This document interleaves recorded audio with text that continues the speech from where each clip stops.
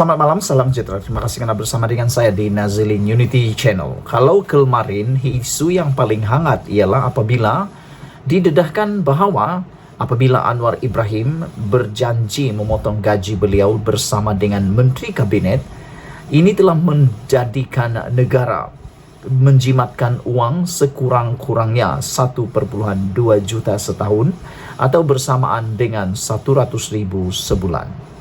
Bayangkan saudara, RM 1,2 juta itu diberikan kepada orang yang paling memerlukan. 100.000 itu kalau diberi kepada orang-orang miskin, pasti ianya dapat memberikan kehidupan yang lebih baik, bahkan mungkin dapat menyelamatkan nyawa mereka.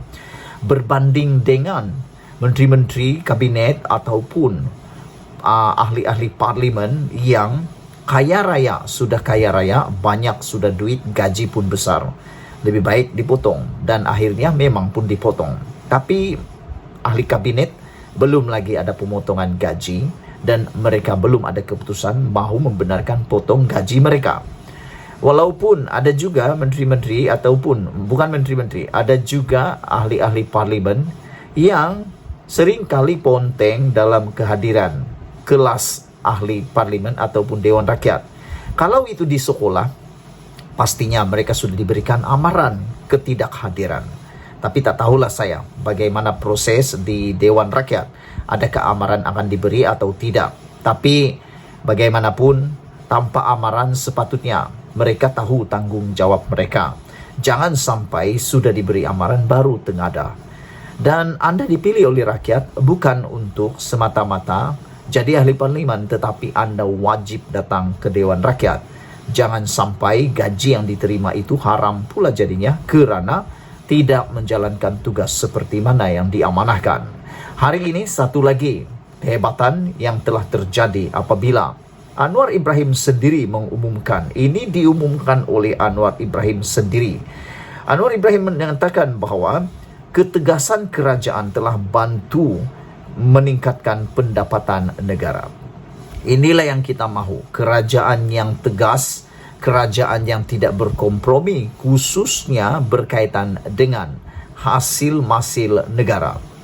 Jangan menjadi kerajaan kalau tak tegas, terutamanya berkompromi tentang cukai, berkompromi tentang tata kelola dalam pentadbiran negara. Kita bersyukur walaupun ramai walaupun yang tak setuju dengan Anwar Ibrahim, yang masih lagi tak suka dengan Anwar Ibrahim, tetapi ramai sudah mula menyedari bahawa Anwar Ibrahim adalah insan yang istimewa, lebih baik daripada Perdana Menteri yang lain, kerana Anwar Ibrahim telah pun berjaya walaupun dalam keadaan ekonomi yang paling lembab pernah ada kerana COVID-19, tetapi telah berjaya naik semula. Dan yang lebih penting lagi, Anwar Ibrahim baru 5 bulan jadi Perdana Menteri, kini dah mula meningkatkan pendapatan negara.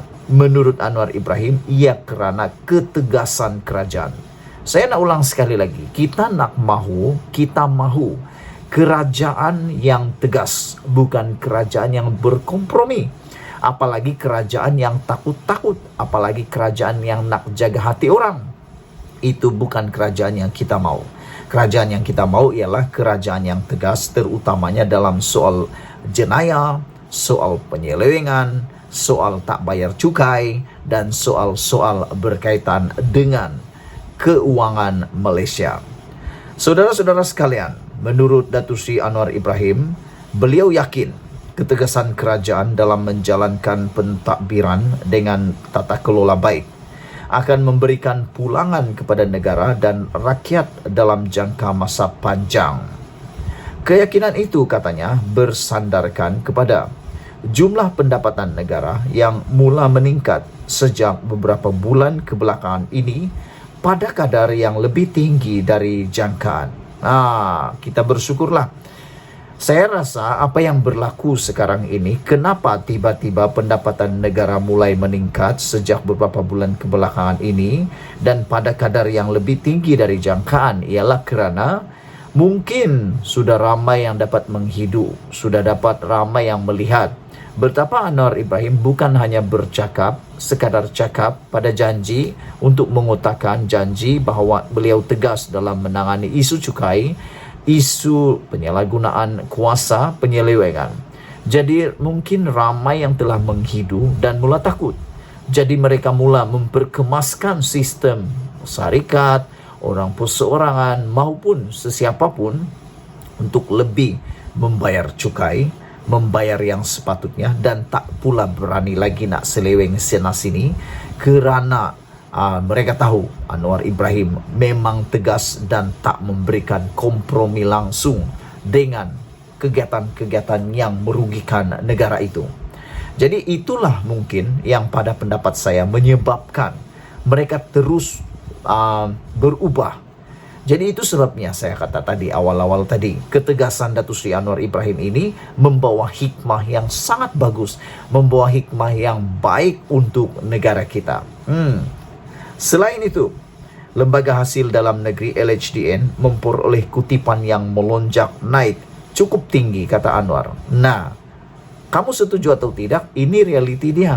Orang mula takut, orang mula sedar yang Perdana Menteri kita yang ada sekarang ini adalah Perdana Menteri yang lain daripada yang lain. Tegas dan tak berkompromi. Jadi, orang mula berpusu-pusu berubah, syarikat mula berpusu-pusu berubah untuk tidak dapat lagi curi-curi maupun menyeleweng maupun tak mahu bayar cukai. Nah, ramai yang bayar cukai, akhirnya pendapatan kerajaan terus melonjak dengan tinggi. Anwar kata, kita akan umumkan jumlah itu nanti. Kita akan tunggu berapa jumlah itu. Ini buktinya apabila kita bersikap tegas, tauke besar yang jarang membayar penuh cukai tidak berani berbuat demikian. Kan? Saya dah kata. Tauke besar, jerung-jerung yang tak mau bayar cukai penuh, akhirnya membayar penuh cukai kerana tidak berani lagi berbuat demikian.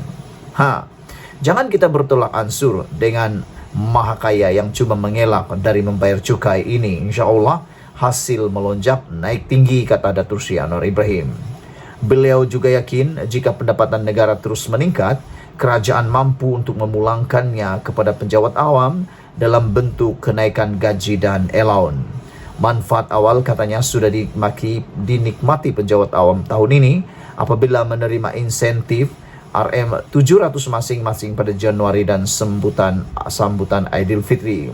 Untuk itu, penjawat awam terutamanya agensi penguatkuasa katanya perlu memastikan integriti yang tinggi dalam menjalankan tugasan meskipun berhadapan cabaran dari anasir luar.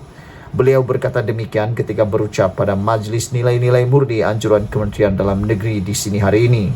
Turut hadir Menteri Dalam Negeri Datuk Seri Saifuddin Nasution Ismail dan Ketua Polis Negara Tan Sri Asril Sani Abdullah Sani. Sekian dulu untuk kali ini. Jangan lupa share video ini. Kita jumpa lagi. Bye-bye.